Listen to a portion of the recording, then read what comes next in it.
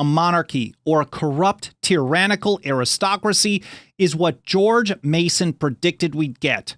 And today I'm going to share with you some of his top anti-federalist objections to the Constitution during ratification debates of 1787 to 1788. We're talking about things like the necessary and proper clause, standing armies, Congress, both the House and the Senate, the executive branch, and plenty more. But first of all, welcome and thank you for joining me here on the path to liberty. My name is Michael Bolden with the 10th Amendment Center, and this is the Fast Friday edition of the show for July 26th, 2024. Now, to kick this off, we first have to go to the Philadelphia Convention, August 31st, 1787. Colonel Mason said he would sooner chop off his right hand than put it to the Constitution as it now stands.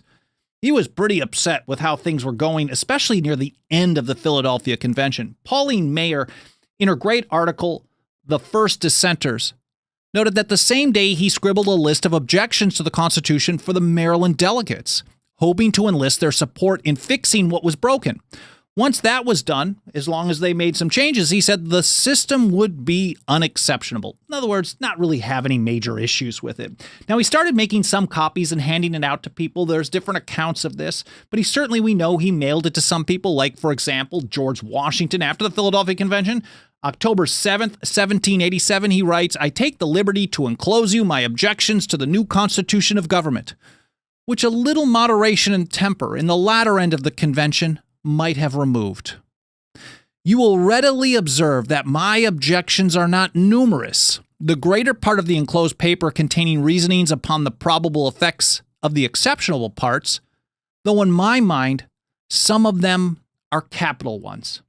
Now, depending on how you count these objections, you can see it as low as 10. I think National Archives counts it as 15 or 16. He's got a few of them combined together. I'm going to go through some of the highlights in just a moment.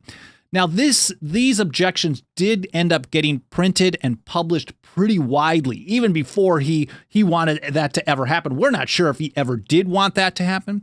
And here he is writing about that to Thomas Jefferson in 1788. He said, "I drew up some general objections which I intended to offer," this was at the Philadelphia Convention, "by way of protest, but was discouraged from doing so by the precipitate and intemperate, not to say indecent manner, in which the business was conducted during the last week of the convention, after the patrons of this new plan found they had a decided majority in their favor." Now, do with that what you will, but George Mason is describing basically how people with political power use that power all the time. That is, once they realize that they can get through what they want to do, they don't really care too much about objections. And he was pretty upset about this. James Madison described him in a very, very bad mood when he left Philadelphia. He said this was obtained by a compromise between the eastern and the two southern states to permit the latter to continue the importation of slaves for 20-odd years, a more favorite object with them than the liberty and happiness of the people.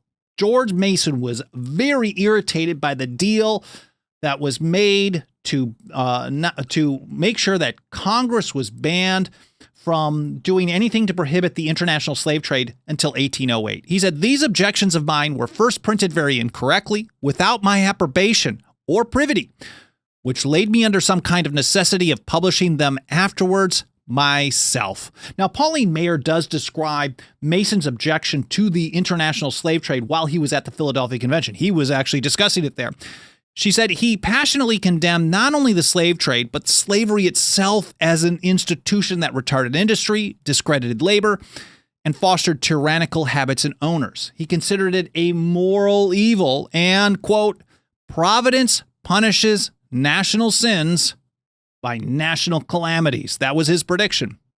She notes that he lost on this issue of the slave trade because, as he charged, delegates from South Carolina and Georgia agreed to let other trade laws pass by simple majorities in return for the provision precluding the abolition of the slave trade until 1808. Quick aside, Thomas Jefferson, the first day he was able to do so, when he was in office, signed that ban on the international slave trade. But right with that, that brings me to his top objections. And if anyone is familiar with his objections at all, they tend to only know the first one, but only part of it. It's the most famous one. It starts out with, "There is no Declaration of Rights." But wait, there's more. "And the laws of the general government being paramount to the laws and constitution of the several states, the declarations of rights in the separate states are no security."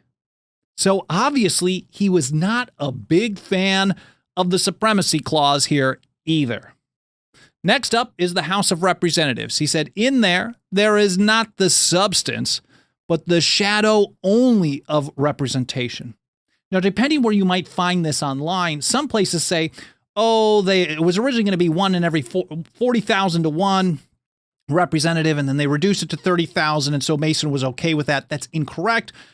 He actually just said this kind of made it less bad, but he still was concerned with representation. Many of the Anti-Federalists, in fact, many of them kind of followed Mason's blueprint for these objections, but many of them took the position that it was impossible to have real representation when you're thinking 30,000 to 1.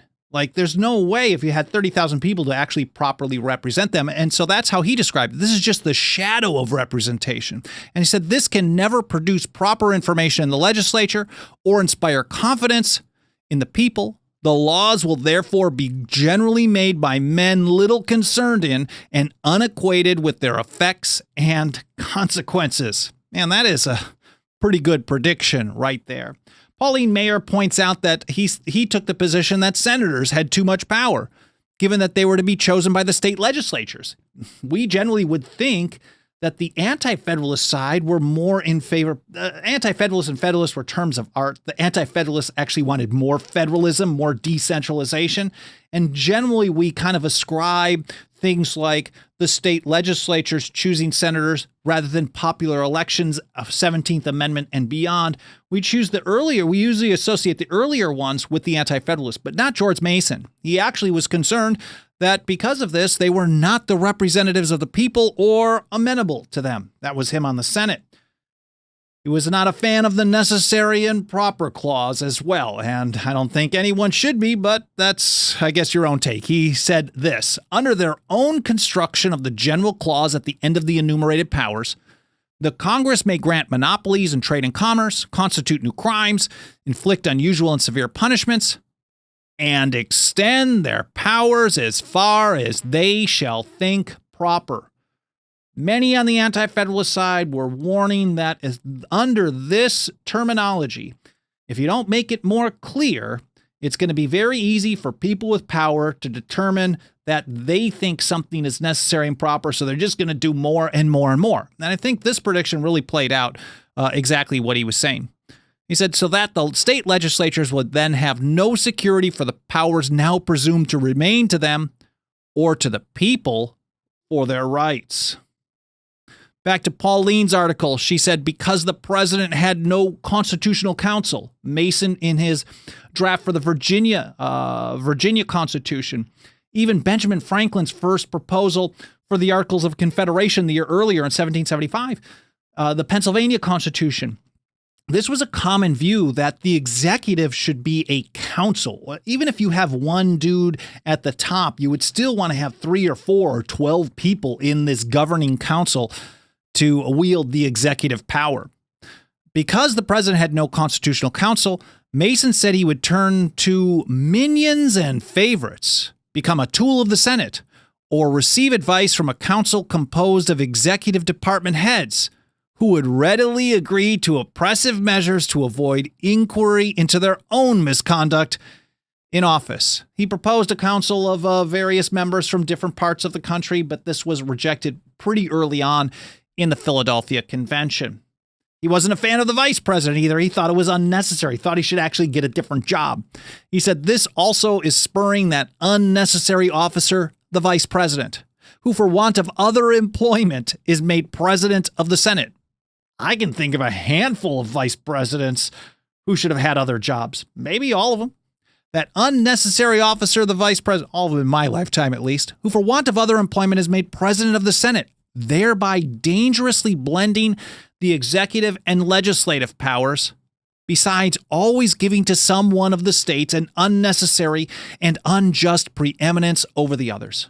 If you checked out my episode from a couple of days ago about the anti-federalist opposition to the executive branch, this type of thing was very common.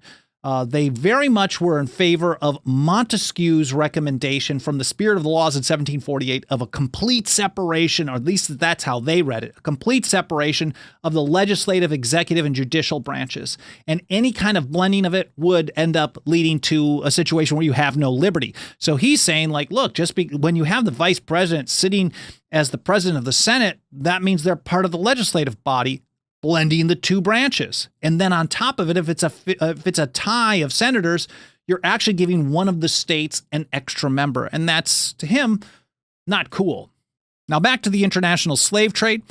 This was the last thing on his list. He said the general legislature is restrained from prohibiting the further importation of slaves for 20-odd years, even though such importations render the United States weaker, more vulnerable, and less capable of defense.